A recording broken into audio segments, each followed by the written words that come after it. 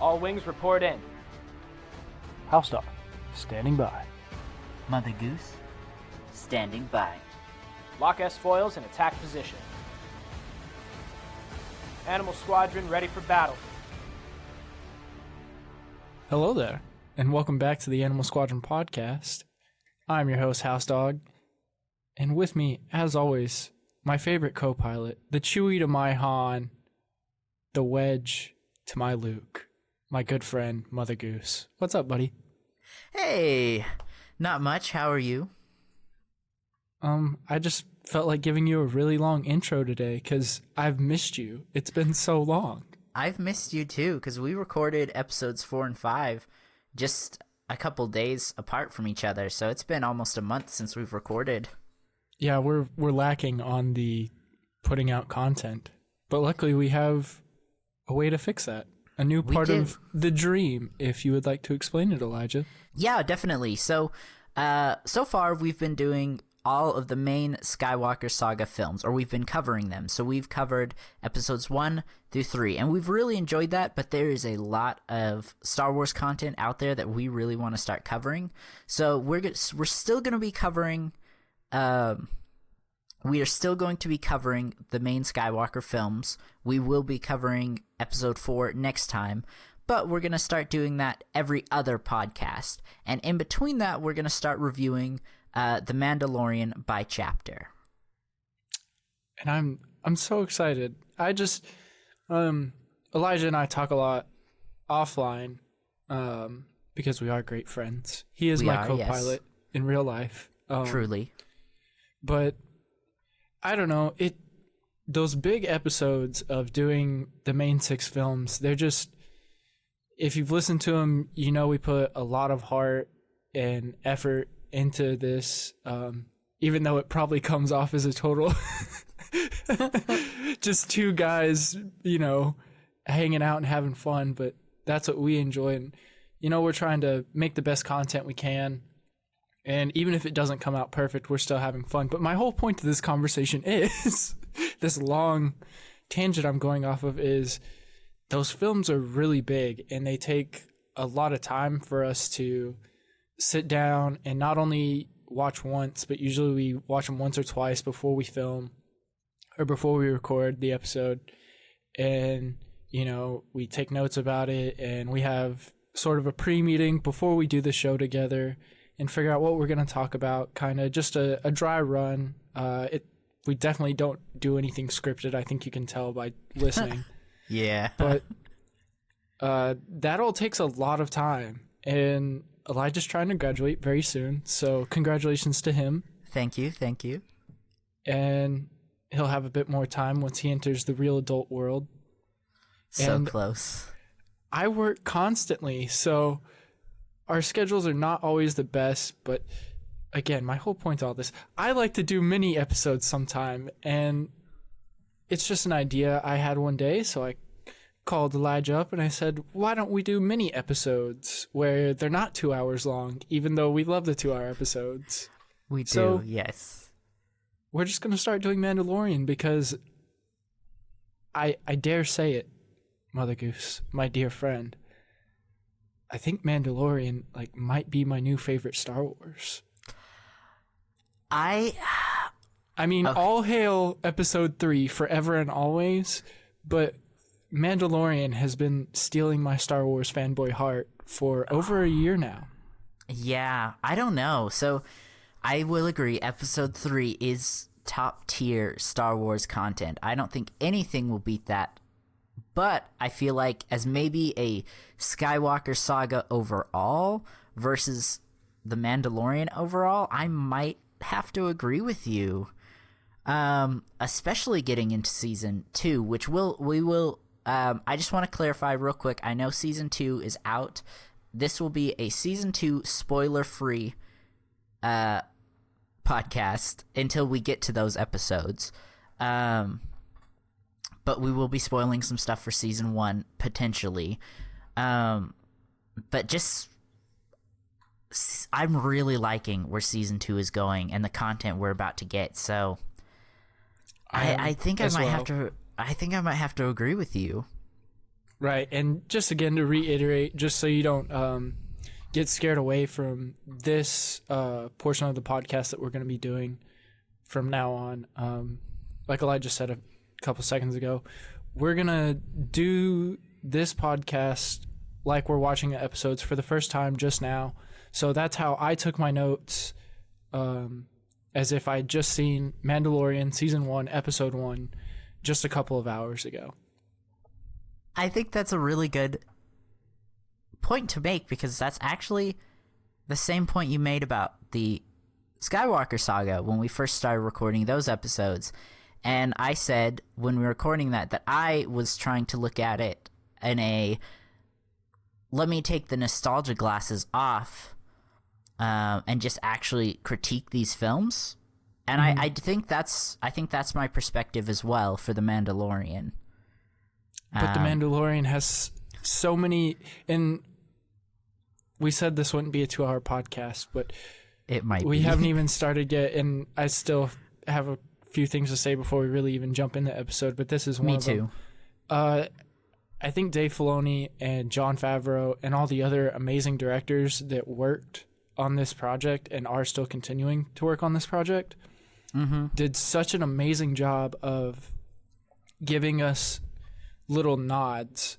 And I honestly wouldn't even call it fan service, because a lot of it are just subtleties that diehard Star Wars fans like us notice. And if this is your first interaction with Star Wars, you may not get all of the little nods that happen in the episodes, and that's okay, because it's not like if you don't know this, you're not going to understand the episode. And I love that. I think it's a lot of fun whenever they do give us those little things that people like you and I really enjoy, and it just shows that they took a lot of time with this, and I appreciate it.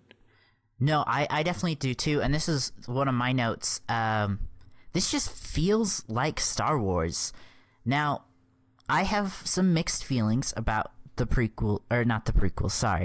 sequels, and we're going to get to those eventually, so I won't talk about this too much, but...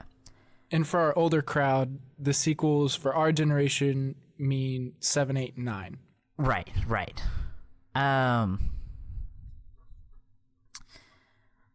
What was I saying? No, we will talk about those eventually, but to me, as a just trilogy overall, it felt like it was trying to be Star Wars, but it wasn't really Star Wars, if that makes sense. And I will clarify that more when we actually get there, but watching The Mandalorian, I was sitting there and I was like, this is Star Wars. I think that's a perfect segue to open up our very first Mandalorian episode with my first kind of conversation starter for us. Okay, I'm sorry. I've got one more point before we start the episode. You sound like me an episode ago. Mwahaha. By the way, you mentioned that you hit your mic. Tabled. And you said you hit your mic a second ago. And I forgot to mention, I was going to say, oh, you hit your mic like you like hitting Padme. No, I'm cutting that out. It's definitely not going in the episode. That's staying in. It's perfect. I think it's our new running joke on the podcast, besides, obviously, Darth Jar Jar and Grandmaster 3PO. So, of course, now that it's been confirmed that Palpatine and Darth Sidious are the same person, which obviously we know, but we can't sarcastically joke about, oh, I wonder who this hooded figure is anymore. So I guess we need another joke to fill its spot. Anyway, so... We do. But please, continue with your actual point about the show that we're actually doing instead of talking about everything else. No, this is just a quick note. And this kind of goes into what I was just saying a minute ago, but I was actually really worried about The Mandalorian. Okay, then this is perfect. Your note actually coincides with how I was going to open up the actual podcast. Okay, perfect. No, so, I watched... Mother Goose, let me whisk you away for just a moment. I'm sorry for stepping on you. It's okay. And for anybody wondering out there, no, I promise I don't bully Elijah verbally. This is just how our friendship goes. He bullies me. Sends help. Mother Goose. Yes. And listeners, let me whisk you away to... Right now, it's November 16th, 2020. It is. Let me take you on a magical journey in our Star Wars time machine to November 12th, 2019, the debut episode of Mandalorian Season 1, Episode 1. What were your feelings before watching it, Elijah? You've already started, but I just want to know. Okay. Like I was saying, I was really worried. Like, if I'm being honest, I was not that impressed by the trailers. I thought they looked good. I was interested in it, but my hopes and expectations were very low going into it. How about you? Honestly, I was the exact... Well, it's... For me, it's crazy to think it's been a year since this has come out. Right? Just that in and of itself. But trying to think back a year and think about how I was feeling for this... Once I had kind of heard the overview for it, that it would... Once I heard that Dave Filoni was involved in the project, I was amped. Because we've said it so many times on the show, Dave Filoni is like basically next to George Lucas, like our god for Star Wars. Without a doubt. I mean that wholehearted. I will fanboy for Dave Filoni all day long. I don't care. I think he's done an impressive job with, and I told everyone at the start of this, I will not go an episode without mentioning Clone Wars. And guess what, everybody? HouseDog, surprise, surprise, has Clone Wars references in his notes about this episode. All right. But no, I agree. Yeah, so once I heard Dave Filoni was in, super excited.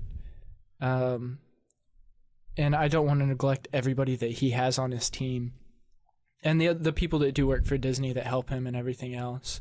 Because I do feel kind of bad, and I don't know why we always get off topic, but Disney has kind of become the boogeyman for Star Wars since they took it over. And we're not going to get into the sequels, but ever since the sequels came out, I feel like a lot of fandom within Star Wars has been really afraid of whatever they release. Right. But I think you could say that for any fandom. I mean, I know Star Trek and Star Wars are like enemies or whatever. I think we can all get along. And I think so too. Love each other, and there's great things about both franchises. But I'm sure they were really worried whenever the Star Trek reboots came out a few years ago. Right. And I think I saw like the first. There was 3, right? Yeah. Yeah. There's been 3 so far. I think I saw the first one. I don't think I saw the second one. I don't really. Those came out a while back, but. Anyways, yeah, super excited about Dave Filoni being involved. Jon Favreau, of course, amazing director.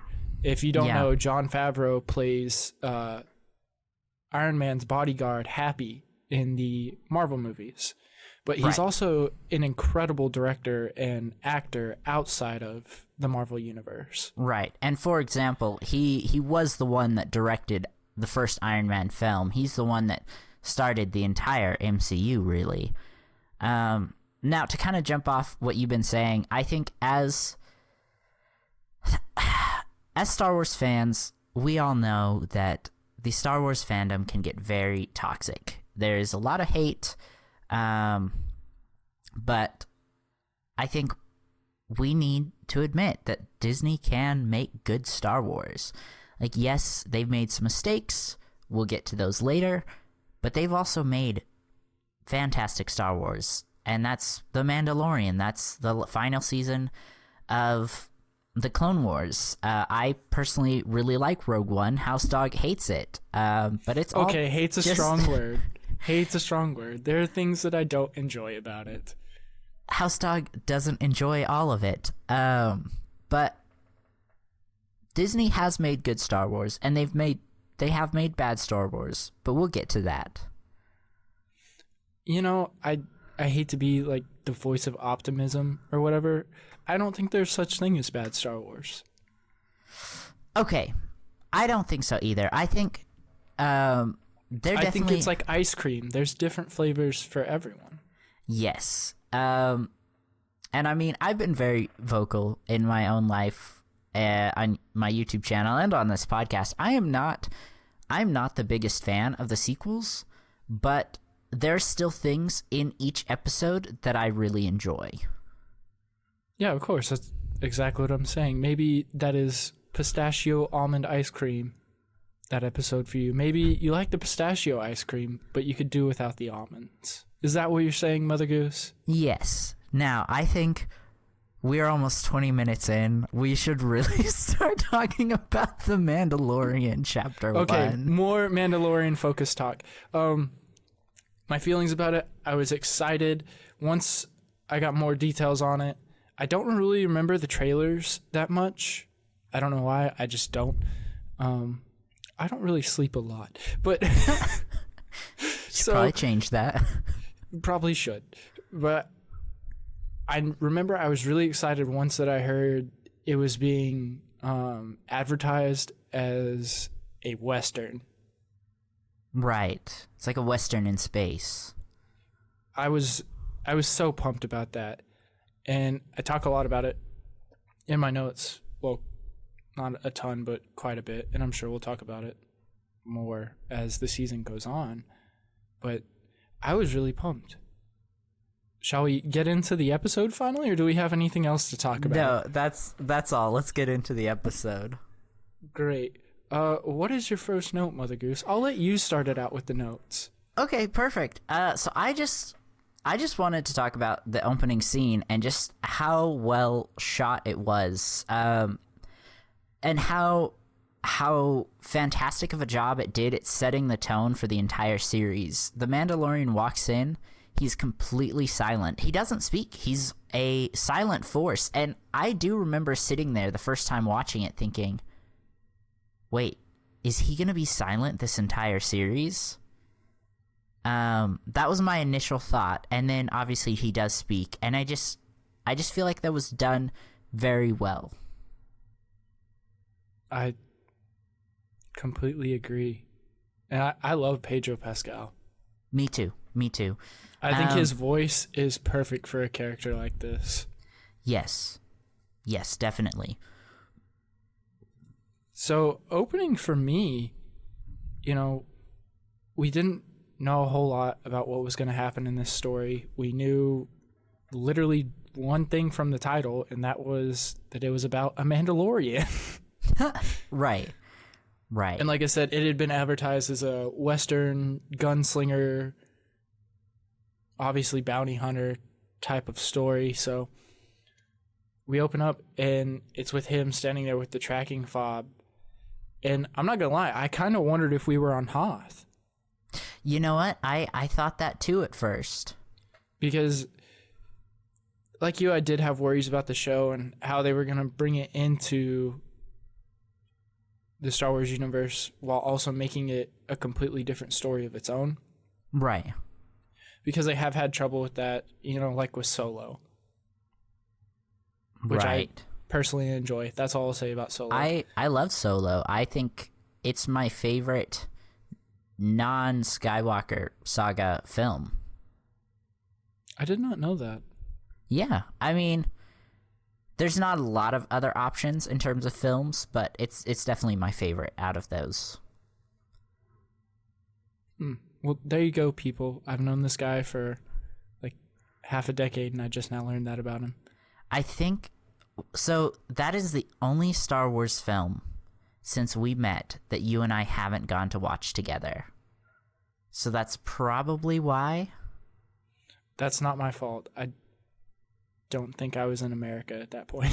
Right. No, sorry. I'm not trying to blame you. I just, I feel the blame. I feel. What? No. Do you want to hit me? Do you want to hit me? Do you want to force choke me, Elijah? No. Listen, my whole point was, we didn't. That's the only one we haven't got to watch. But I'm not blaming you. Things just didn't work out. You weren't in the States. I go to college hours away from where you stay, even when you are in the States. So it's kind of hard to schedule things out. But we've had a great track record. It's okay. I'm pulling your chain, my friend. Never. So I'm wondering, are we on Hoth? What the heck's going on here? Right. We weren't on Hoth, but I thought it could have been cool. It could have, yes. Going into the bar, I like how we see a Quarren, who's the other species on Mon Calamari. So everybody knows Admiral Akbar. Right. His species is from, it's like an ocean world, obviously, because they're fish people. It's called Mon Cala. His people are the Mon Calamari, and then the other people that live on that world are the Quarren. Right. And that's the thug that has a squid head. Squid head. He looks like Davy Jones from Pirates of the Caribbean, kind of. Yes. So I have my first musical note. I don't know if you have any musical notes. I don't have any musical notes. Well, right when Mando enters the bar after the thugs are picking on who we learn to be the Mando's bounty, as soon as he enters the bar and the door opens, we get that really cool recorder in the background. Right. Like that little note where it's like, doo-doo-doo. There you go, sound effects for everyone that needed them. Thank you. Hey, this is a full feature podcast. I will act out the episode if you would like. We will do whatever you want. Not be ashamed. But no, I love that. Thought it was so cool. And it was, I think that kind of settled me watching it a year later now and thinking, man, this is still Star Wars. It's got all the cool aspects already. You know, the great visuals, sweet music in the background, even if it was just like a simple recorder in the background. Like, it's like 30 seconds into the show and I'm already hooked at this point. Right. And I think something else is a lot of people are wanting other Star Wars content that's not like Jedi or Sith related, because there's, this whole galaxy of stories to be told. And I think the Mandalorians are a really good place to start, just because they have such a deep history. They are extremely cool characters. And out of all of the species, well, I guess the Mandalorians are more of a religion. They're the only ones that really, they're one of the few that could really keep up with the Jedi, if that makes sense. Yes. I get what you're saying, as far as combat and things like that. Right, yeah. They could hold their own, as opposed to a Gungan with a Boomba. Exactly. I like how Mando isn't perfect as far as his look. You know, like he's got the shiny helmet, but the rest of his armor looks, mismatched. It's, right. That kind of maroon. And then his clothes are, all like really muted colors, but his thigh guards are different colors, his knee pads, his shin guards, his wrist gauntlets, his pauldrons are different. Yeah, oh, sorry, go ahead. It was like, it reminded me so much of the Good, the Bad, and the Ugly poster, the Clint Eastwood movie. Right. Seeing him walk into the doorway in the bar and just that one shot of Mando, I immediately thought, man, that's Clint Eastwood. He's just wearing a helmet instead of, a large brimmed hat. Right. And I was actually, like, watching it this time again, I was shocked. I forgot he didn't have his, there are a lot of things I forgot. I'm going to be saying this multiple times throughout the rest of this episode, but I forgot that he didn't have his Beskar armor from the beginning. Well, that is Beskar armor. It just wasn't new Beskar armor. Right. He didn't have his bright and shiny new Beskar armor from the beginning. No, that's one of the things I like about him, is he's a rugged individual. Right. Well, my next note is a little bit from here. So do you have anything from the bar scene? I like the way he fights. Just everything about his movement is obviously purposeful because he's covered from head to toe. That is an acting challenge in and of itself. If Right. Elijah and I have never mentioned it on the podcast before, or if you're new here, we both did acting in high school. Yes. So we were. understand what it's like to be covered in head to toe in either makeup or Costumes. costumes. So it's hard being able to show off emotions whenever you don't have a face. So Right. inflection of the voice is everything, and every movement you do is highlighted so greatly because there's not a face to look at. Right. And typically, I mean, they still do this, but in filmmaking, there's something called the rule of thirds. And in every screen, basically from top to bottom, is broken up into thirds. So there's a bottom third, a middle third, and a top third. Typically, you want when filming, you want the character's eyes to be right on that line between the middle and the third third boxes, basically.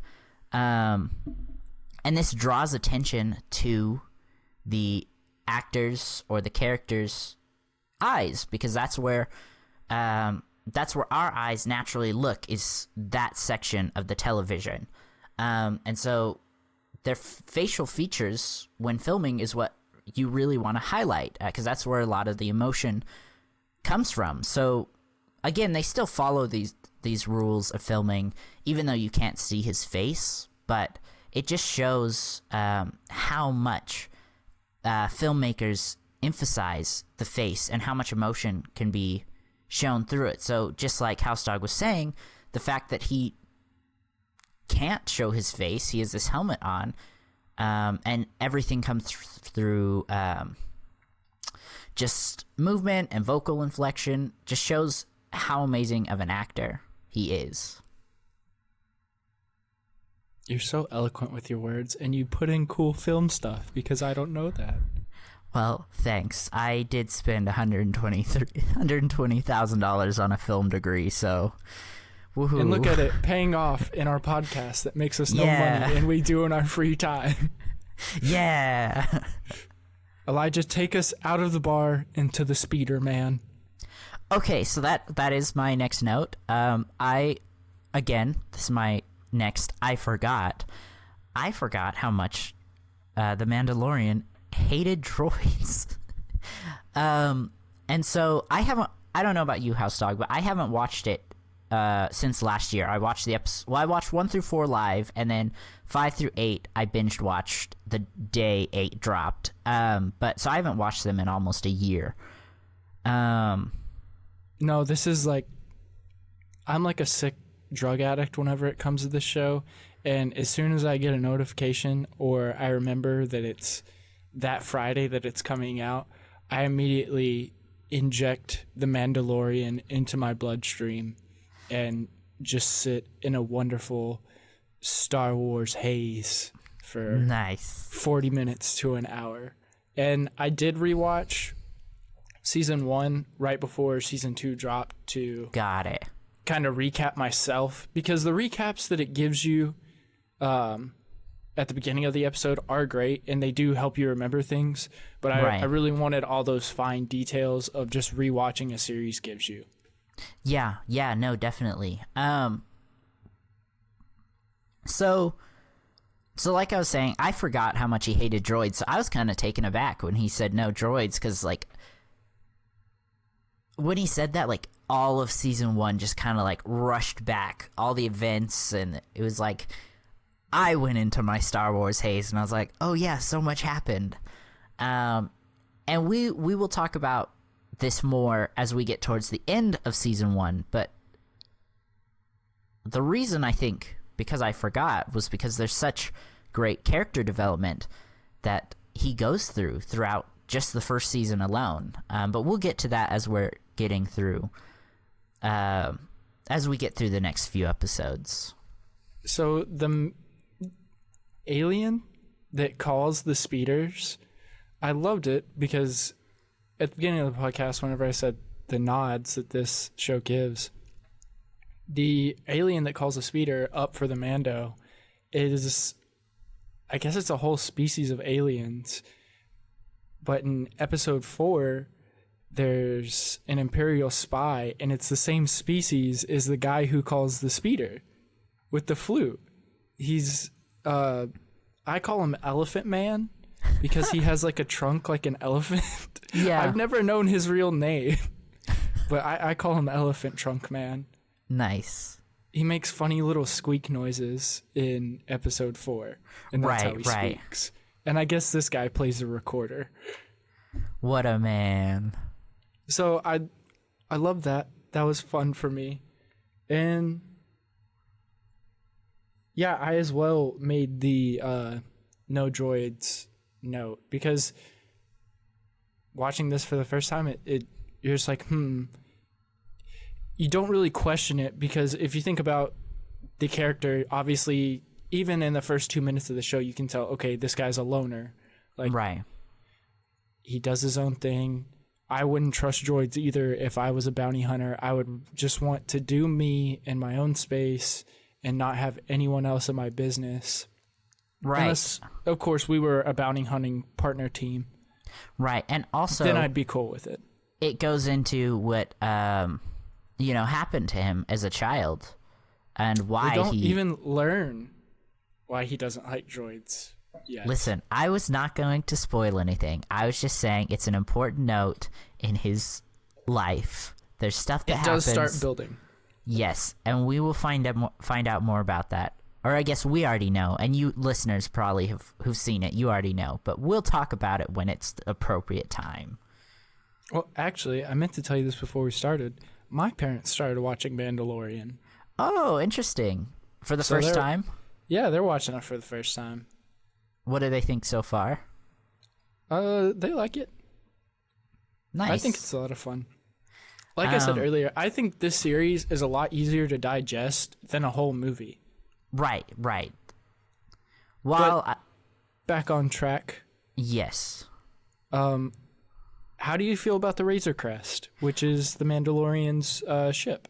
Right. The Razor Crest is one of my favorite Star Wars ships.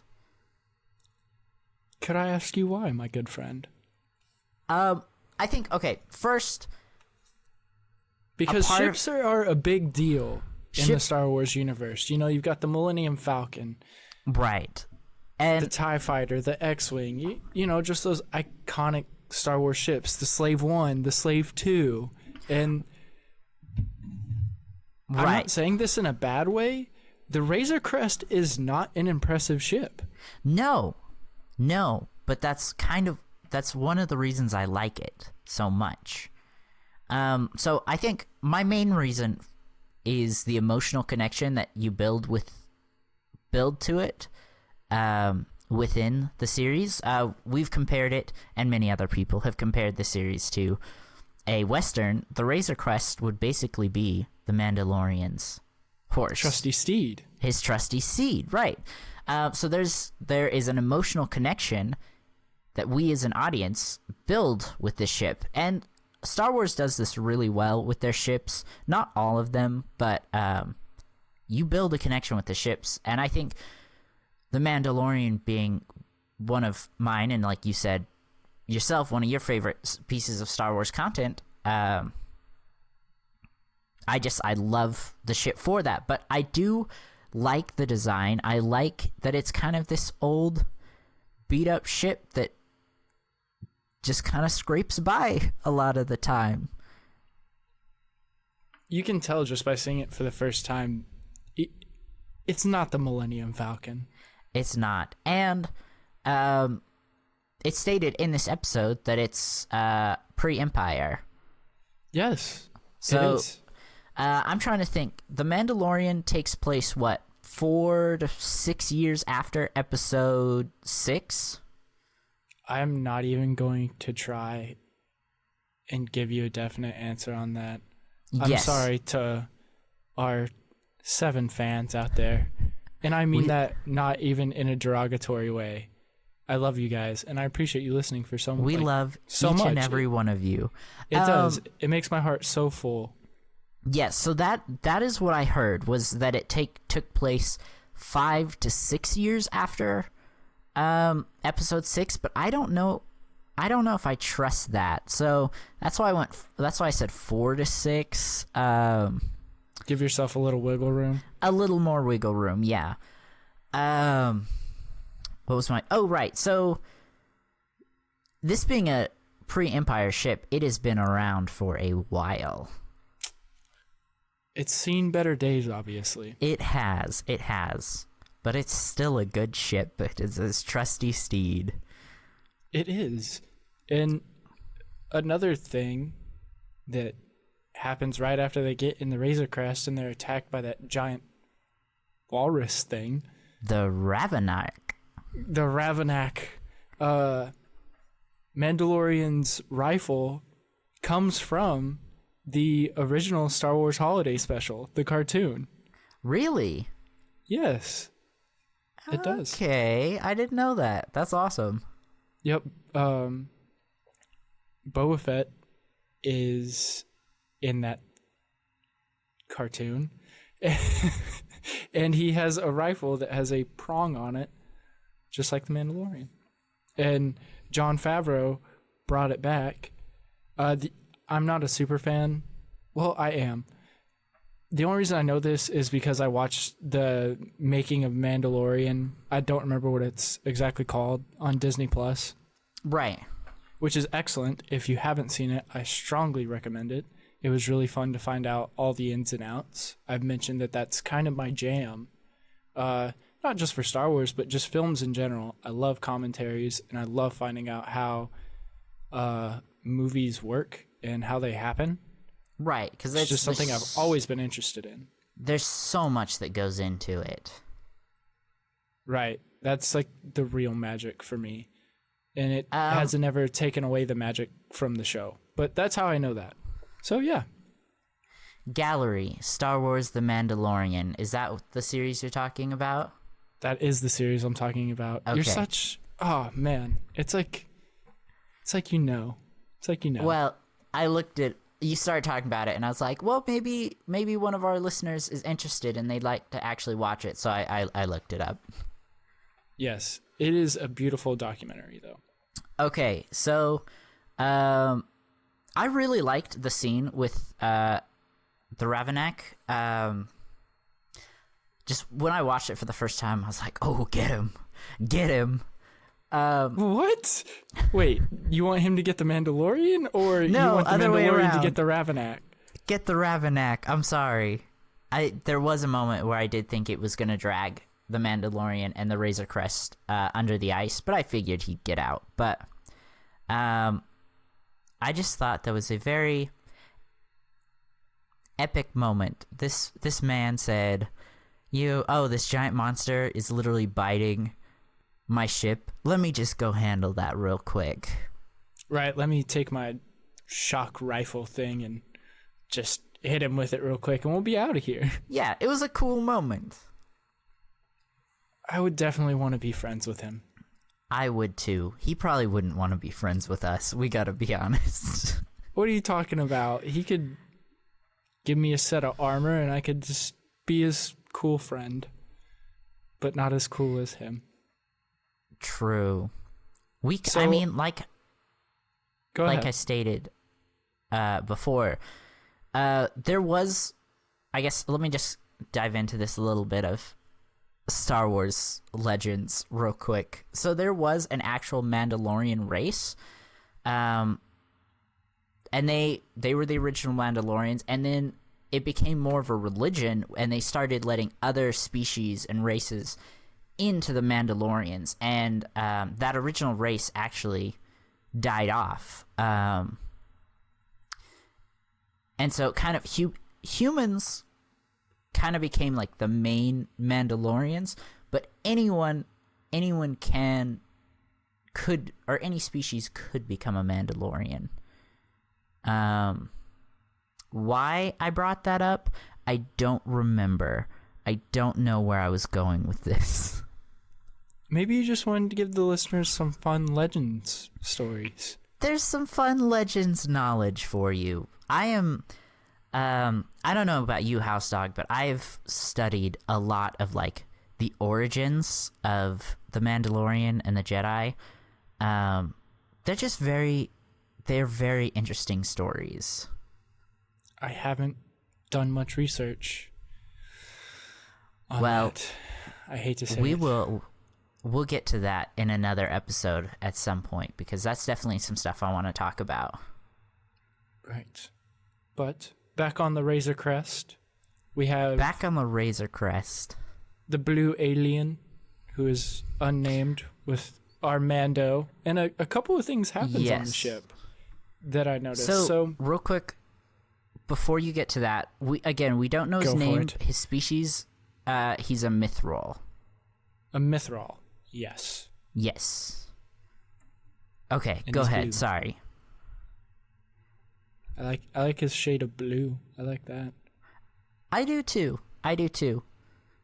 So he's down there, obviously trying to figure out a way out. Like, I knew that once he was like, "Hey, I gotta go use the bathroom," Me too. Yeah. and he's down there, and he opens up Mando's arsenal, and I really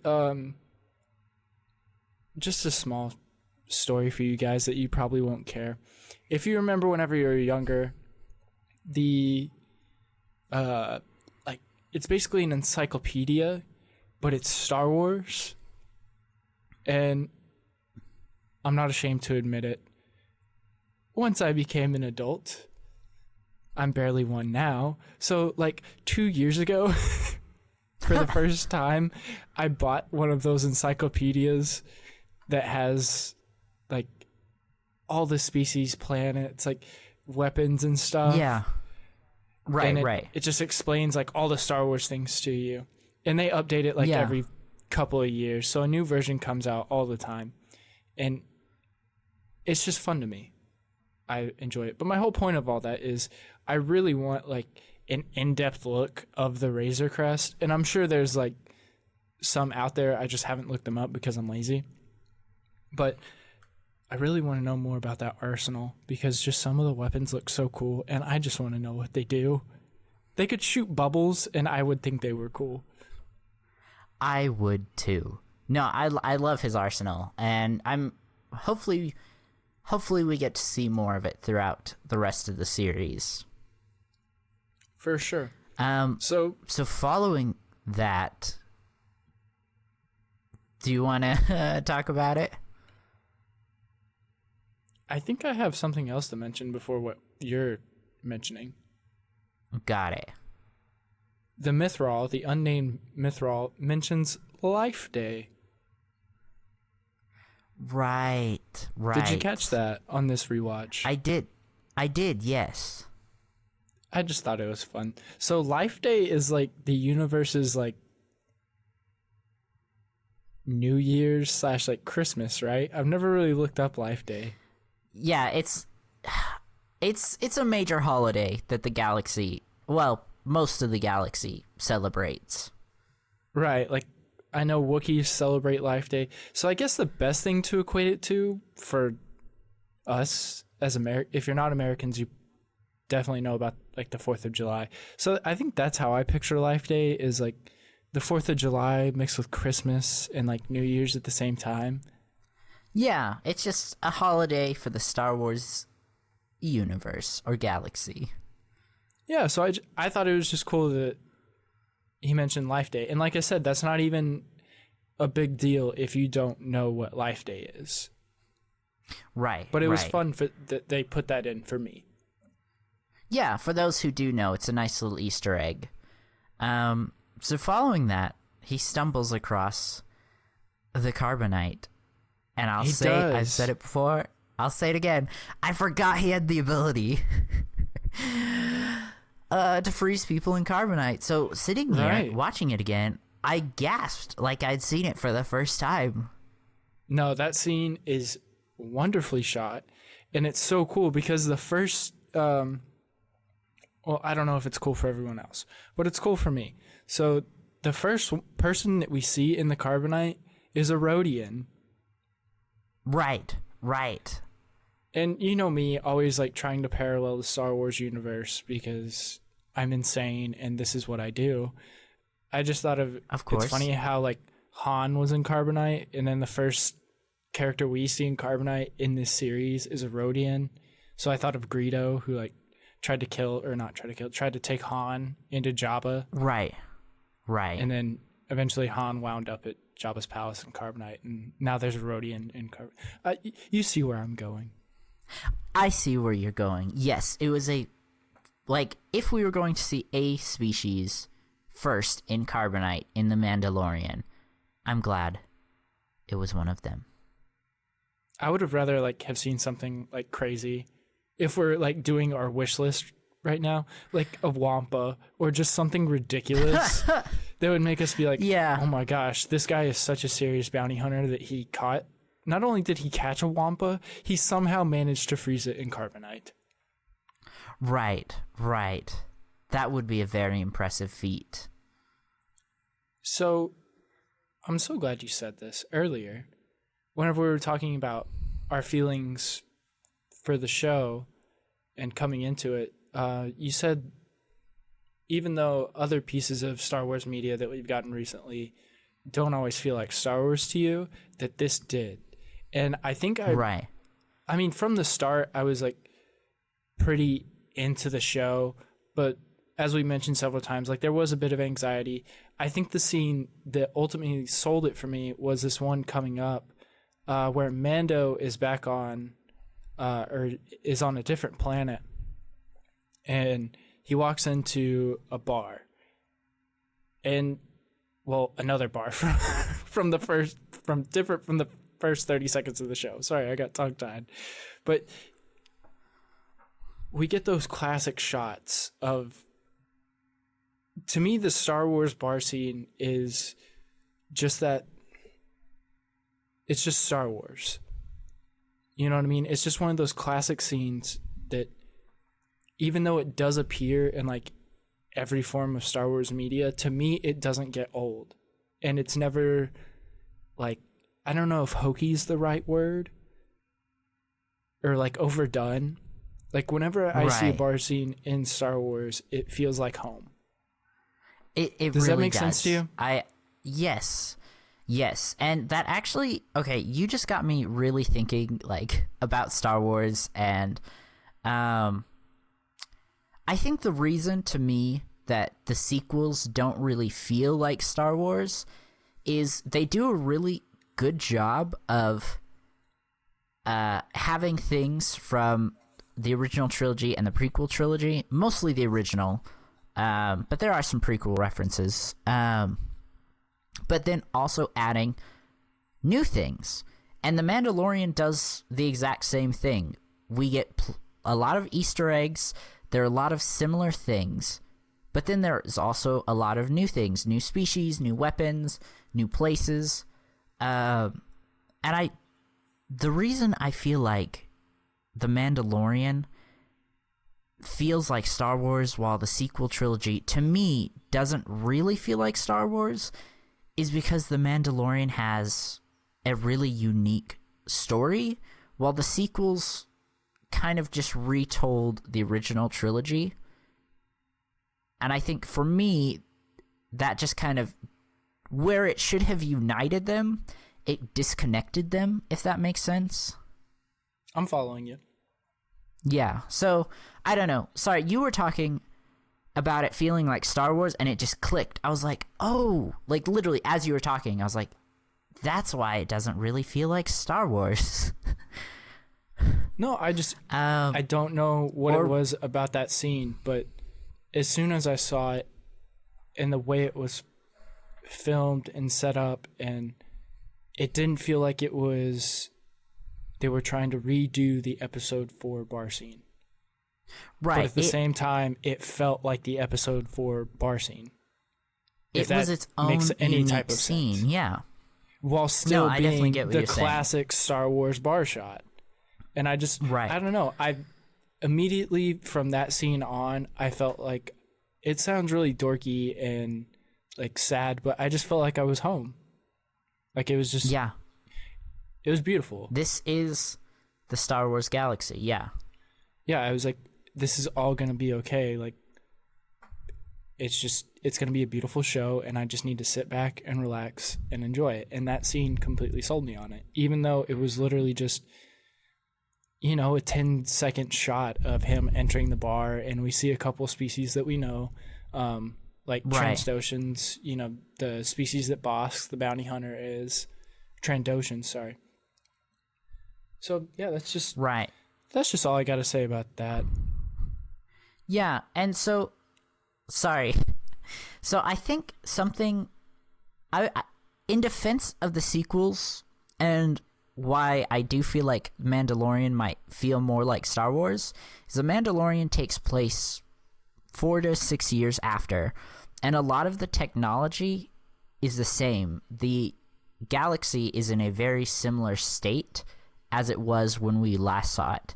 In contrast to that, the sequels take place 30 plus years after, where technology has advanced, the galaxy is in a very different place. I feel like you're turning in this to, I need to defend myself in case anyone comes after me for not liking the sequels. You're mentioning them quite a bit. No, okay, so here's the thing. The reason I'm doing this is because the original trilogy fans, and this isn't everyone, but the original trilogy fans really attacked the prequel fans, and I've been made fun of for liking the prequels. I've seen other people be made fun of, and so I never want a sequel fan to feel like that. Like, even though I may not like the sequels that much, they have every right to like the sequels, to love the sequels, to love the characters. Like, I don't know. I just don't want to ever make anyone feel bad for liking something that I don't necessarily like. Like, I still like it. I have my issues with it, but I don't want to make people feel bad. That's my whole point to it. You know the rule here, Elijah. If that's your Star Wars, that's your Star Wars, and it's okay. If that's your Star Wars, that's your Star Wars. That's our motto here. Like what you want. If that's your canon, that, I don't know, Qui-Gon Jinn likes tuna salad for some odd reason. You know, I'm just coming up with stupid ideas. But basically what I'm saying is, whatever you want your Star Wars to be, whether it's little headcanon things or whatever, who cares? It's literally a universal sandbox. Right, exactly. Which is if you how it want was to believe made in and how Darth it's Jar supposed to Jar be. and Grandmaster of the Jedi C-3PO, you can believe in those things. You can, and you're fully entitled to. So Mando gets a new Exactly. job, a secret Mando job. gets a new job, a secret job, no pucks. No pucks. And so he's coming outside of the bar, and there's just a couple little more nods in this episode that I have to get to. The Jawas. We see Cooking. Jawas. That do is one see of my next Jawas. notes. He's coming up soon, I promise. Okay. So we see the Jawas. Mando's on his We way do. to go meet with this employer to find out the secret job. He knocks on the door, and who answers it? I call him the doorbell robot because I don't know what they are, but from Jabba's palace, you know, the ones that come out of the wall, Yeah, they're like a tennis ball, The and they doorbell robot. the doorbell robot. Yeah. I want one in my house one day. I'm not Me sure though. I don't too. really trust a whole lot of technology, which is weird in this day and age, but who knows? I'm paranoid. I promise I'm not Who one of knows? those like weirdos who thinks mole people are real or something. I don't know. But either way, I probably Listen. would get the Star Wars doorbell robot if it became a manufactured thing. I would too.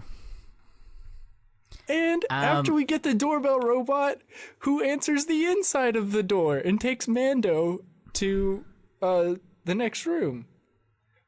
our good friend. I- Every Star Wars fan, I think this is one of the few things that no matter what generation you're from, you love this character. And it is, for some reason, one of the most beloved. The Gonk droid. The Gonk droid. We stand the Gonk droid. You can't not love Gonk. He's so dorky. You can't.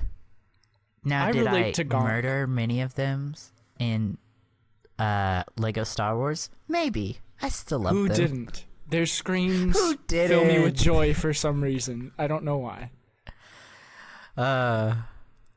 But Okay. behind the door that the Gonk takes him to, surprise, surprise, even though we know that the Empire has fallen at this point, there are stormtroopers in this room. What the heck's going Right. on, Elijah? The atmosphere is so tense. The second that door opens and they see each other, you can just feel how I feel like on edge the Mandalorian is and how scared the stormtroopers are. Like, even though they put up a brave front, everyone knows how dangerous a Mandalorian is. Which has been mentioned many times in the show already. Right. But So it's very tense, and it just really sets the mood, because this is our first time seeing post-Empire stormtroopers that aren't like First Order sequels trilogy stormtroopers. right, but I love the way they did their look. It really worked for me. It made me believe that the Empire has fell. Right, because And they aren't yeah. marching on the streets.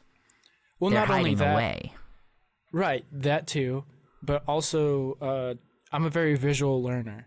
So the more visuals for me, and like that's just how my brain works. Seeing someone do something, I can usually do it better after seeing someone like put something together or explain it to me that way. Right. So seeing their armor be all disheveled and it almost looks like it's sandblasted in a way, you know? Right. It's old. It's battle torn. It's It's not seen been some taken care things. of. Yeah. Right. It's not the shiny stormtroopers that we're used to seeing on the Death Star. Right. So that worked for me a whole lot. And guess what? Me too. I have my very first I like this line. Oh.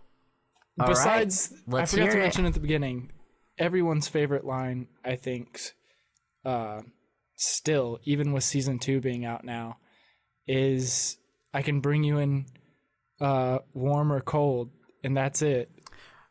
Right. You know, right. I love that. That's all he says. He doesn't, like say or else or whatever. It's just you have two choices, guy. We can do this one way or the other. I don't really care. So I forgot to Yeah. mention that earlier. So I guess my second, I don't know if you like this line, but I did, of the show, is where the stormtroopers tell him to drop his weapons, and that they have him outnumbered 4-1, and Mando just says, "I like those odds." Right. Which, another parallel in the Star Wars universe, imagine that whenever odds are mentioned, everyone knows not to tell me the odds. Exactly. So I don't know, I just heard that, and then I think of Han, and then I'm in my Star Wars happy place still, so it's just fun. It is very fun. Do you have anything really to talk about with Mando getting the assignment from this obvious, like, Empire supporter, besides the whole mystery of why they won't give him a fob and everything like that? Yes, so I really, really like that scene. I think what you were saying about how it just shows how the Empire has fallen was a fantastic point. They did a really good job showing that. But I think it gives us a very, very important lore point that has not yet been shown As far as I know, at least in canon, it has not been shown, and that is the Great Purge of Mandalore. And the second I heard that, that just got me really, really thinking, because I'm a big lore guy. I like knowing the history and kind of what happened, and I mean, everyone knows about the Jedi Purge, but it makes perfect sense that the Empire would purge the Mandalorians as well. They really, like I said earlier, they're one of the few species or races or religions, whatever you want to call it, military-wise, that could stand up to the Jedi. Like, there have literally been Jedi-Mandalorian wars. Anyway, before I go on this big rabbit hole trail, let me just rein myself in. My whole point to bringing this up is because I'm very curious about what the Purge looks like, what happened, and I really hope we get to see that either in The Mandalorian or in some other Star Wars related content. There's a whole lot of things that could happen. Yeah. I personally would love it if it was a film or another series. I think novels or comics would be good too. A game would be great. There are a lot of options on how they could tell that story. It's limitless. Limitless. Literally limitless. But yeah, so we've got anyways. this whole, like, question of who is this bounty? Right. He's 50 years old. That's very important. See, and I noticed that I don't remember the old Empire guy's name, even though I watched it like an hour or two ago. But he doesn't even say if it's a he or a she. He just says there, Right. or refers to it as like the asset is 50 years old. Right. It never even defines its gender. It's Which I thought very was- ambiguous. Yes, so just from context clues, we know that this is going to be something interesting, to say the least. Yes. Yeah, I was... Because we talked about the trailers. This was not shown anywhere in the trailers, so I was very intrigued to find out what this asset was.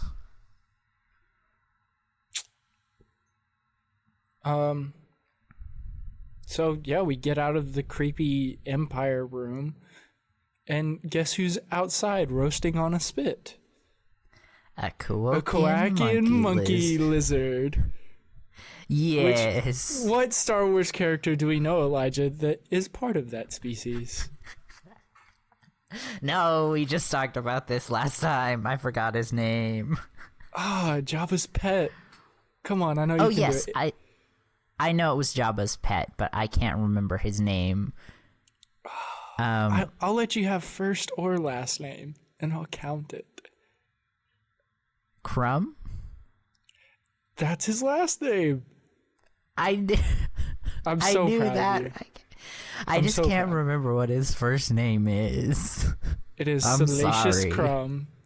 Salacious Crumb. Because it was in one of our previous episodes, you're like, why don't you tell everyone about Salacious Crumb? And I was like, yeah, totally.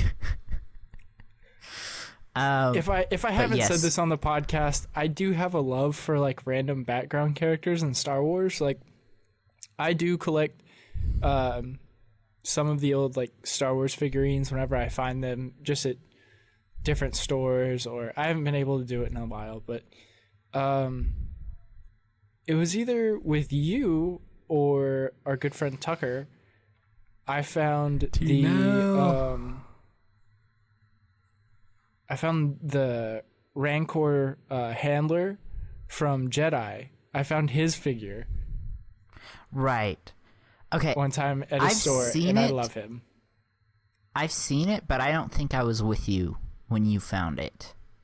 Yeah, so I saw that, and I immediately bought it because I was like, oh my gosh, this is so cool. But to pretty much anyone else, they probably wouldn't think that it was that cool. I thought it was cool. And you know what? Never feel ashamed of your collection. I won't. I love it. It's fun for me. Now, But this is Mandalorian. something yes, back to the Mandalorian. We're talking about things that maybe we should feel shame for.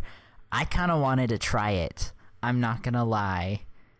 It was sitting there roasting, and I was like, Oh, you're talking about the Kowakian monkey lizard. I thought you were talking about the Rancor handler, and I was like, does he mean the profession, or does he mean that he like wants to see the figure, or he wants to take it out of the box? But now I'm with you. Yes, I would probably eat Kowakian monkey lizard with you happily. Right? It looked kind of good. It looked kind of gross, but it also looked kind of good. It reminds you of a rotisserie chicken at like Sam's Club or a Costco. And I felt so bad because there was a living one right next to it in a cage just kind of watching. I thought that was hilarious. I did too, but... It was the type of dark humor that I really needed from Star Wars and thought was hilarious. Of course, of course. But... we get to see Mando go back to his secret covert with all the other Mandalorians. And besides Clone Wars or Rebels, we don't see Mandalorians like this in Star Wars. Right. We don't see a plethora of them. Right. Because, I mean, Jango and Boba Fett... I mean, it's been confirmed that neither of them are true Mandalorians. They are the pretenders. They are pretenders. But they were part of... what am I saying? They were two of the first Mandalorians that we saw. Live action. Well, at least in armor. At least in armor, right. And so it was very interesting to actually see a group of them together. Right. And with this rewatch, again, I don't know if you noticed. So if you've listened to our other episodes, that's when you at home, if you're playing the Animal Squadron podcast drinking game, you just had to take a shot. But the children run by in the opening of him coming down into the corridor. These two small children run by. They're wearing helmets as well. Mm-hmm. I had never saw that before. I didn't realize that they were wearing helmets as well. Yeah, I forgot that there were children in there at all. I was very surprised when I saw children. Which, obviously, it's very important to the Mandalorians to hide their face. And actually, I feel like this is a good segue to something I was wanting to talk about. In the Clone Wars, we see Mandalorians, obviously, without their helmets. And again, I just want to clarify, I'm not going to be talking about anything Season 2 related here. So one of the things a lot of people said is, well, wait, why are the Mandalorians here not taking their helmets off? But in the Clone Wars, they would. But we have to remember that this is after the Mandalorian Purge, and they have to hide their numbers. If they never take off their helmets, because there's two big rules. Only one of them's allowed on the surface at a time, and they can't take their helmets off. So these rules help hide their clan. It also helps hide their numbers. So it just keeps them safe, basically, from the Empire, or a former Empire. Or anyone, for that matter. Yeah, the Mandalorians had many enemies. Many. But we get to meet the armorer here. That's that character's name. And she's honestly, like, super intriguing. Right. As a character for me. Well, I want to know, like, her story. Because she remembers how Mando got there, because he mentions that he was a foundling.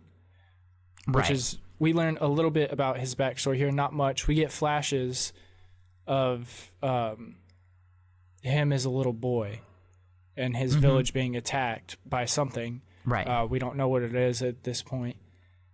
And the armor says, I know you are a foundling, I remember, or something to that effect, which I thought was interesting because I didn't pick that up either on my first watch, that she remembers our Mando being found. Yes, so she's an older Mandalorian. She's been around. Yeah. That whole scene and its setup, super awesome. The way they do the flashbacks with the making of the armor, of the pauldron, it's called the shoulder protector. Right, it was shot and edited really well. Yes, super cool.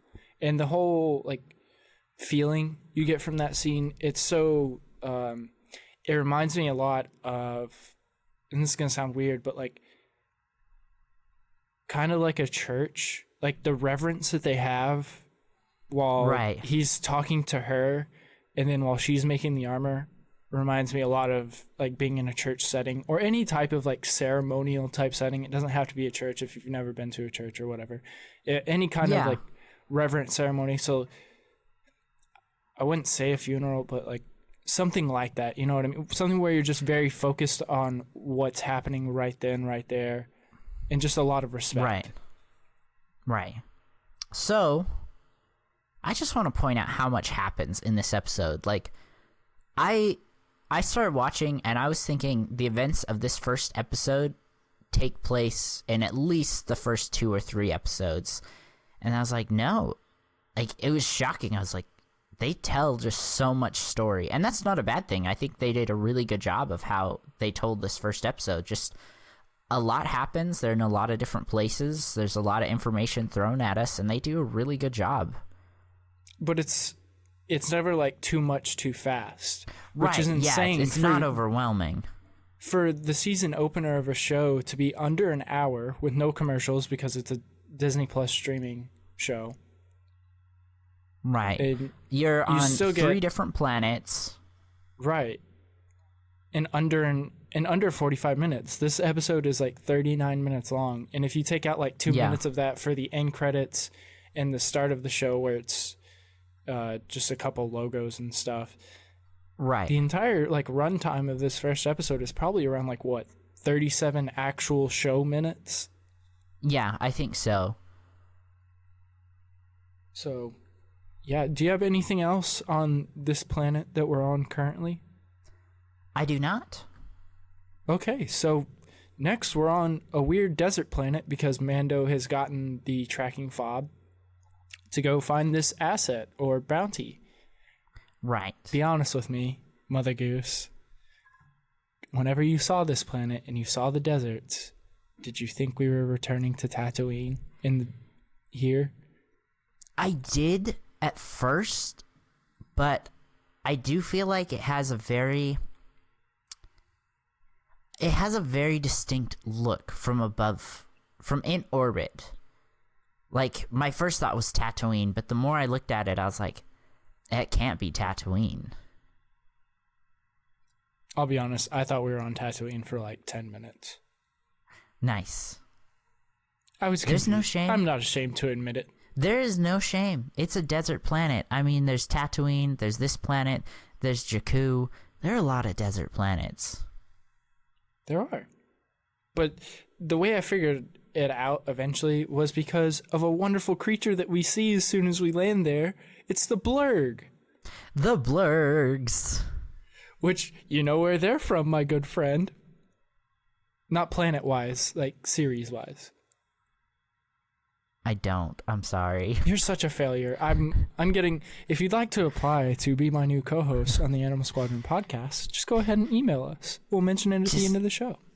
At Animal Squadron. Blurgs are from Clone Wars. Blurgs are from Clone Wars and Rebels, Elijah. Yes, now that you say that, I do remember the blurgs. But also, you want to take my place, you got to do all the editing. Sorry, I just had to throw that out there. You have to try to like defend your position even though you're not losing it. I will die on this hill.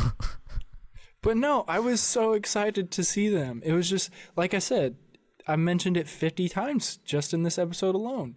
Another nod to either a different series or a different show or a different movie that we've seen before, that if you don't know, it's not that big a deal. But if you do know, it's like, oh my gosh, I've seen these guys in the cartoon and now they're here in real life. Real life. Well, Foreshadowing. Not real life. Just my No, real life. You can't take Just that from me. Real life. my Star Wars haze life. Okay. We are drug addicts. Terrible sound clip. In reference But no. to Star Wars. Yes, definitely. Mando meets the Blurgs, but he also meets an Ugnaught, whose name we don't know, but he's voiced by Nick Nolte, who has a Right. wonderful voice, especially for this character. I A thought that was a fantastic 10 out of 10 voice. casting choice. Right. Me too. They did... Just casting overall was fantastic. Yes. I was never disappointed in a character they brought on this show. I will say that. Me too. The Mandalorian almost got wrecked by some blurgs, though. He does, and they just continue to kick his butt.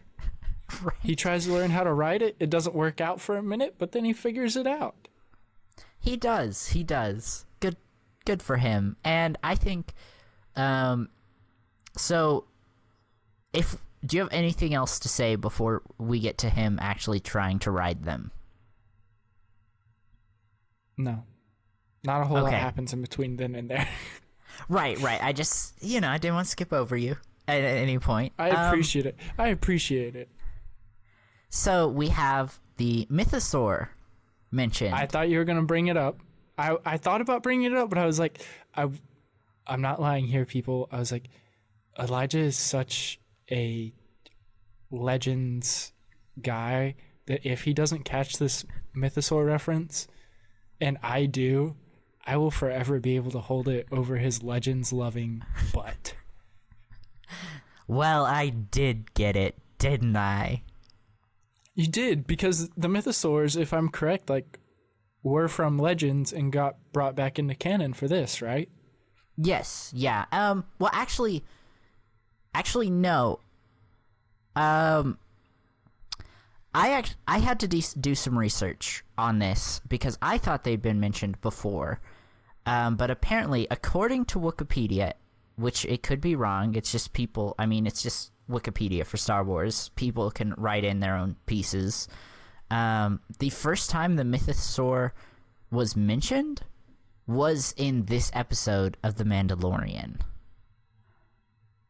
Are you? I don't know if I'm sure, because the Mythosaur is like a dragon kind of lizard thing, right? Well, so here's the thing. It's not the first time it's been shown, but it's the first time it's been named. Does that make sense? Yes. Where was it shown? In a comic book somewhere? So, not the Mandalorian, Boba Fett's sigil is actually a Mythosaur. And there's also a Mythosaur skull in Galaxy Edge as well. Which, now, if you don't know what Galaxy's Edge is, please explain it, Elijah.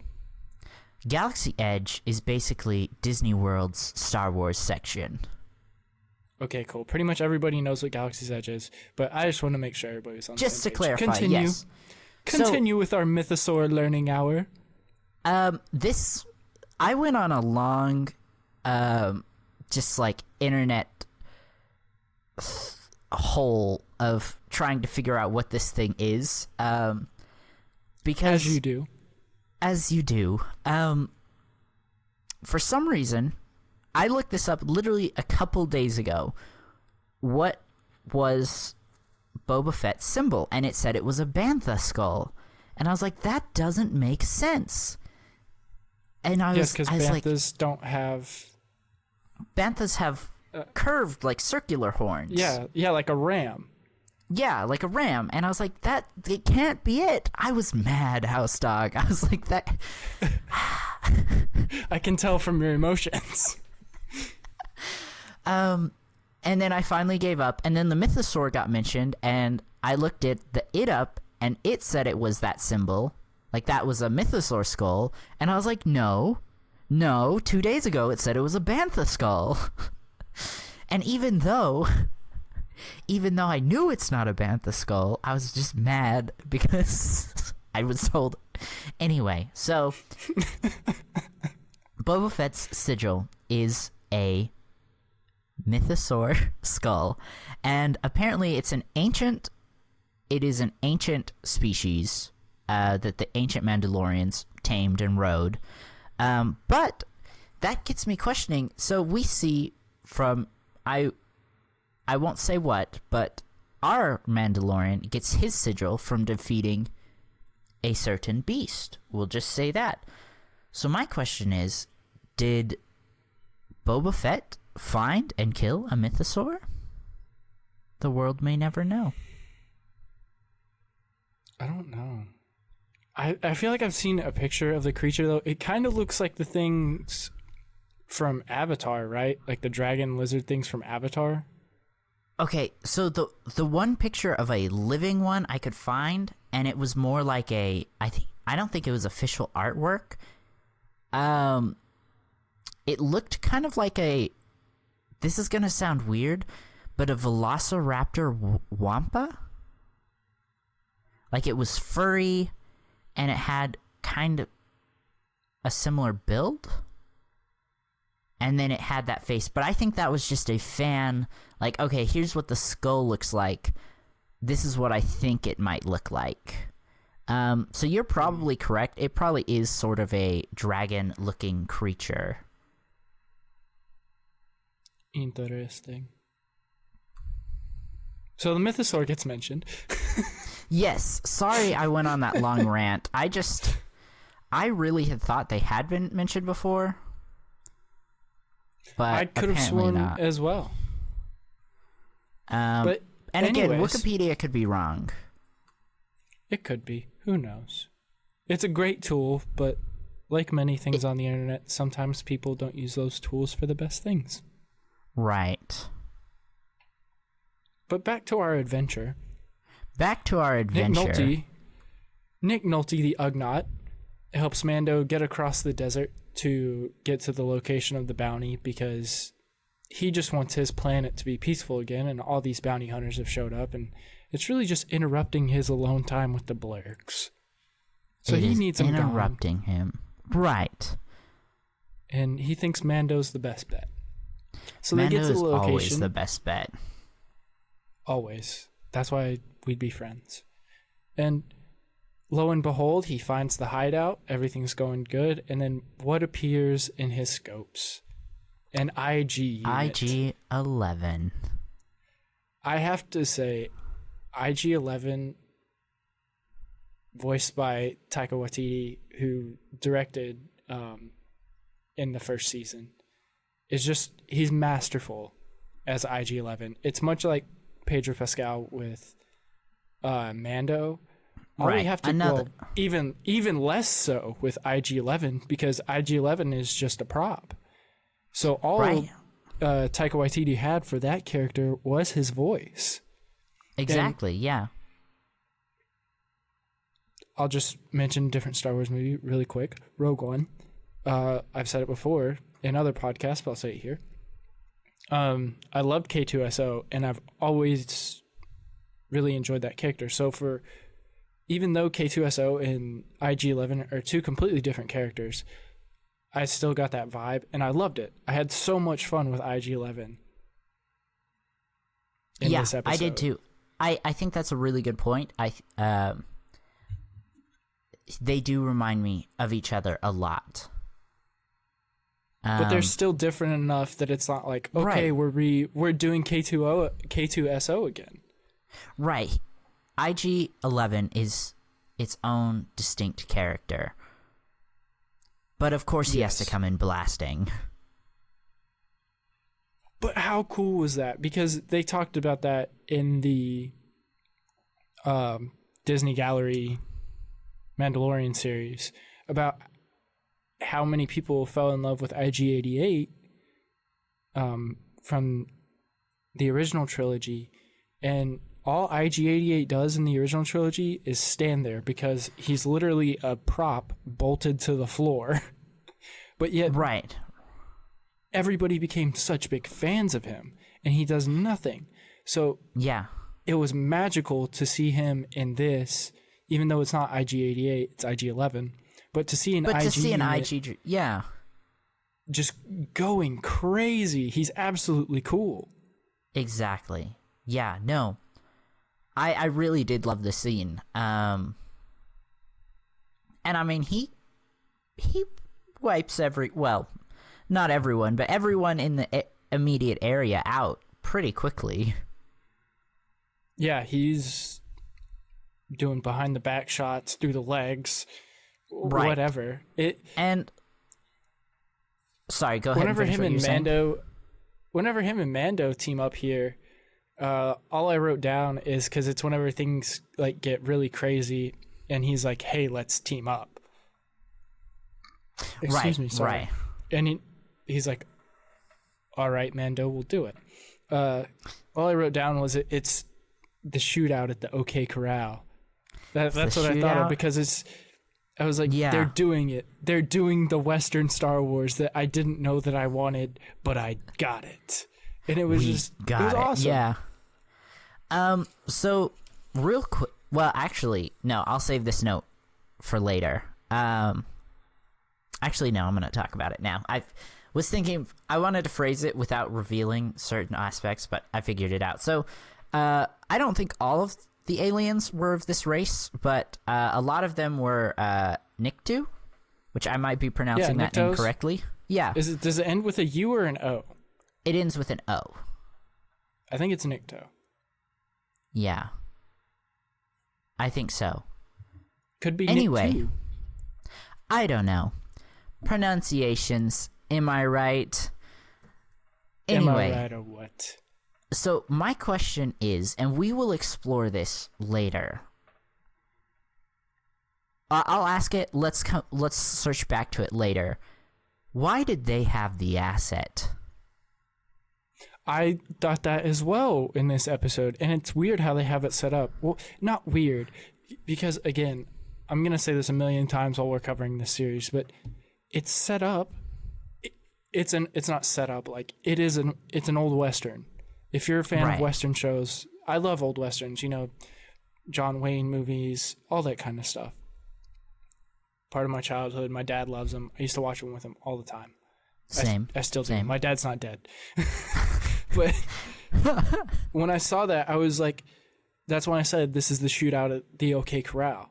Right. Because you have this little compound with the asset inside. Mando's up on a ridge. It's almost like the Lone Ranger, almost. You know Yeah. what I mean? Yeah. Where he's up on the hill with his horse looking down into this little town, and he's got to go save whoever. In this case, Right, it's a right. Mandalorian going to get a bounty.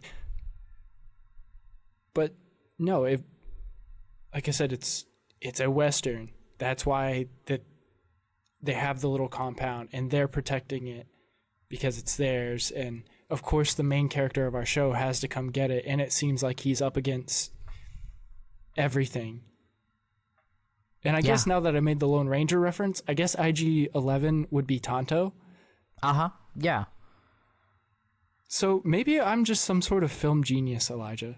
I think I've figured out that I might be. I think so, honestly. But another IG detail that I love. Did I answer your question that you posed to me? No, but I don't think there's actually an answer yet. You were correct, though. A lot of the Nikto were there. Right. I think that right. was your original question, right? Why were there so many Nikto there? No, my original question is why did they have the asset? Oh, I don't know. Maybe we'll find out sometime. Right, yeah. Sorry. Maybe they're like a band of pirates. Because we Yeah. see that in Clone Wars with what's his name? The pirate. I know who you're talking about. I know who I'm talking about. Why can't I remember his name? He's like a really fun character, and I love him. He's the pirate. Please look it up if you're not looking it up already. I'm already looking it up. I got you, man. Thank you. So I no. know his name. Onak Gang? No. Okay, give me a second. I got this. Anyways, maybe that's my theory. Is maybe they were a gang of pirates. Hondo Hondo Onaka. Which is that his actually, name? Is that his last name? Am I right? yes. So that's what I was trying to say. What I said, Honaka Gang is the actual group. And then Hondo Onaka. Did I say Hondo Gang? Onaka Gang. That's what I was trying to say earlier. That's his group. And then Hondo Onaka is his actual name. Yes, I remember Hondo. So maybe they were a gang of pirates that teamed up to get the asset, and that's why they had him. Yeah, but I really do hope they explore that, like how they got the asset and why they were protecting it and how they even found out. There's a lot of questions, and I'm excited to see the answers or to find them. Anyway, you were talking about IG-11. I was. And the thing I love about him, while all of the mass shooting is going on and stuff, while they're trying to figure out a plan, is his self-destruct. What's the word I'm looking for? Not mode. Tendencies? The self-destruct sequence. Yes, Sequence, it turns yeah. into a tendency during the fight. They get pinned down multiple times, and his little chest pocket opens up, and he just like starts counting down. And Mando has to tell him like 4 times during the fight, like stop. Stop But, it. like, as It's soon as- fine. We got this. As soon as they get like pinned down or things start looking a little bit grim, immediately IG-11's just like, oh, time to blow up. Time to And die. I just love that about him. It's one of those character details that made a droid so much more than a droid. Yeah, and that's what I love about just Star Wars overall. The droids have personalities. 100%. So they get out of the massive shootout. And They come out victorious. They do, and they realize that this asset is behind this massive steel door. Right. And they just got a hold of the cannon that they had been held down by. And I love that they use the laser cannon as just basically a giant can opener for the door. Right? And like another classic just Western style shot of whenever the door falls down and they both just come in together, you know, like shoulder to shoulder. Yeah. I imagine, you know, like 2 outlaws entering a bar or something. I don't know. And there's one survivor left Yep. Which for about is 2 seconds. right. The interesting thing is, whenever Mando met with the Empire old guy, he said that he could bring the asset back dead or alive. And the doctor, I think his name is Dr. Pershing, he's like, hey, that wasn't part of our deal. Like, you said we were going to, you know, we weren't going to kill this thing, whatever it is. Right. And then obviously Empire Man goes behind the doctor's back and sends this IG unit, and he doesn't care if it's dead. Right. So that is something, that is a question I've had was, are we sure it was the Empire guy who sent it, or was it a third party? Someone else who wanted the asset? I think with the way the conversation in his little room went and the little spat he had between himself and the doctor, Yeah. I think he sent the IG unit. I mean, it is possible that there could have been a third party, but I think between that scene and Yeah, I see the what you're ending- saying. Yeah. So they kill one guy, runs out, they kill him. Yep. And then IG says they have to terminate the asset, and IG himself gets terminated, which honestly, I was really surprised. I mean, we only get this character for like 3 minutes, and then whenever Right. Mando shoots him in the head, I was really heartbroken because was I too. remember the hype for this episode, that it had been reported that Taika Waititi was voicing a droid, and then of course like more leaks happened, and it came out that he was doing an IG unit, and we Right. didn't know if it was going to be IG-88 or a different IG unit, Yeah. which I was okay with whichever. But then, like, I just got so attached to him, and then I he did just too. gets wasted. But I actually let out like a sigh of relief when I saw IG fall to the floor, because Right, at this you get point, like the at pan this up point- shot, right, and you don't know who gets shot there until, we've of course, already seen the child. They open the little sphere. There's a baby bassinet. Yoda. There's a baby Yoda in there. And then we see IG-11 holding the gun to him, and then all we hear, it like cuts to black or cuts to a different angle. I can't remember exactly which, and we hear the blaster go off. And there's that moment of, I believe it's a close-up of Mando's face you're right, whenever I we think hear so. the rifle go off. Yeah, but there's that moment of shock, like, oh, because of course there was that first moment of shock because they hit it so well that there was the child, Baby Yoda. Baby So there's Yoda, that shock. baby Yoda. That, oh, there's another living Yoda. And Right, then besides we the hear Adult. that blaster, and there's that shock of, oh no, did they just introduce this entirely cute being to have it killed off right away? And then we see Right. IG fall. And so I let out a huge sigh of relief when I saw that. I think I let out 2 different sighs. I was glad that Baby Yoda was not dead, but I But was you were also sad. very sad that IG was dead.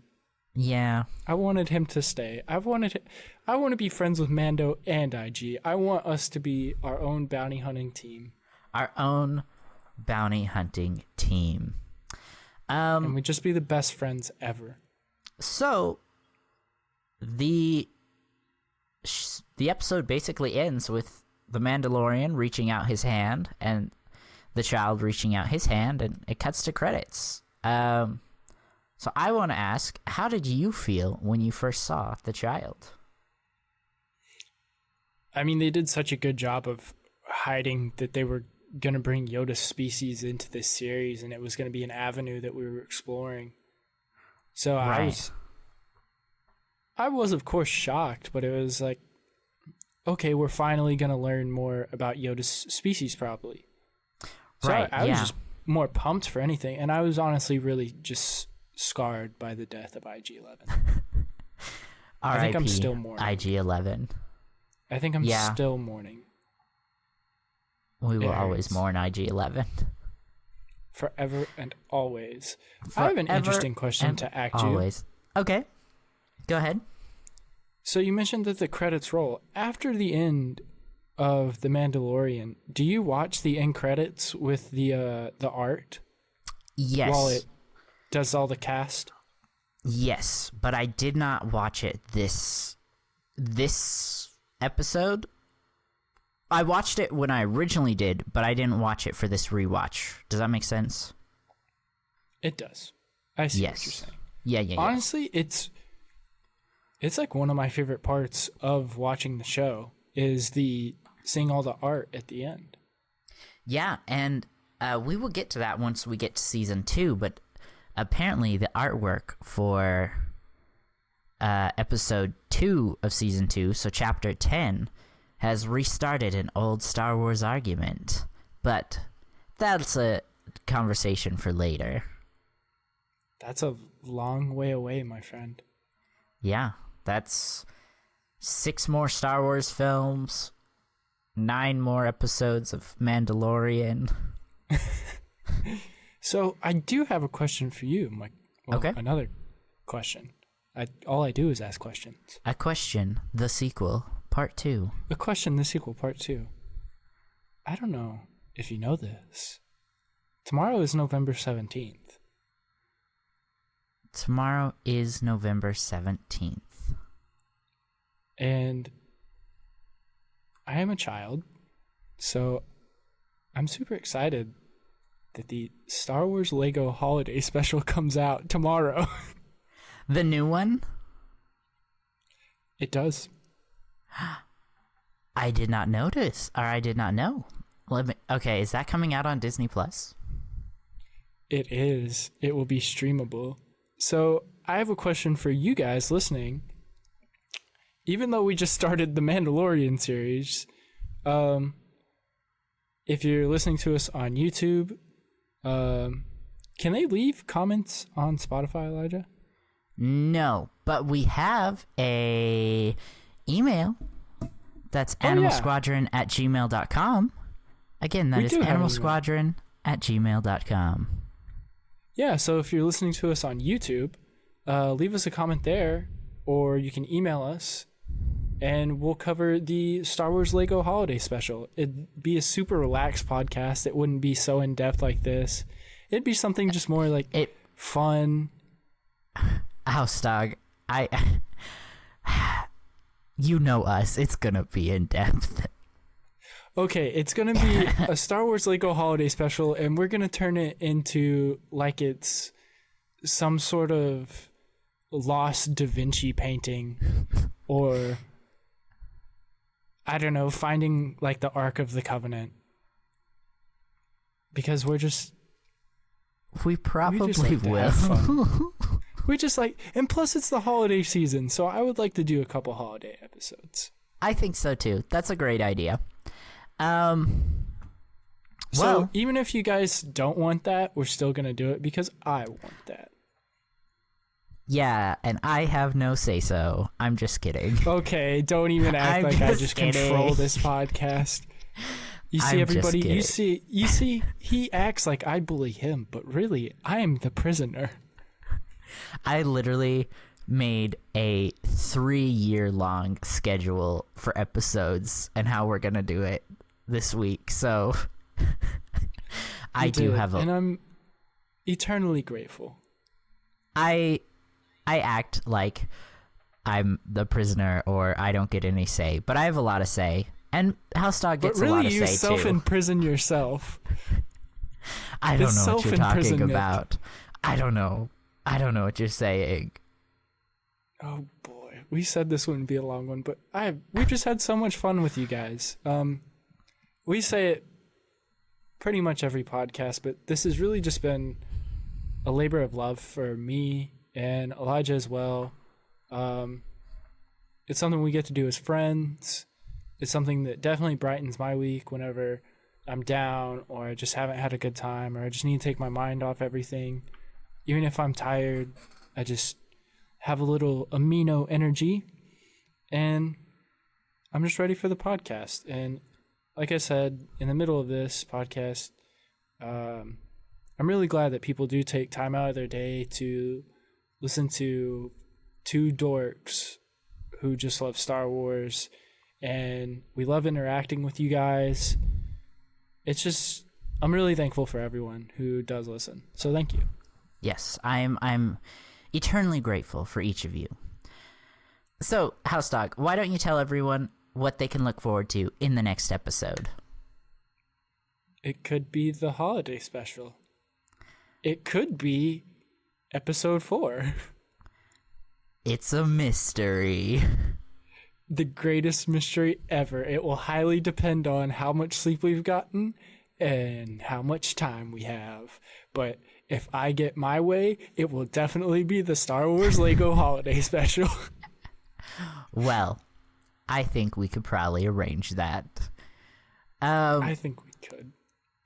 Anyway, Elijah, why don't you tell everyone where they can find you and all of the amazing content that you make besides our super awesome podcast? Thank you. So you can find me on TikTok or YouTube. If you just search up Mother Goose 27, you can find me in both of those places.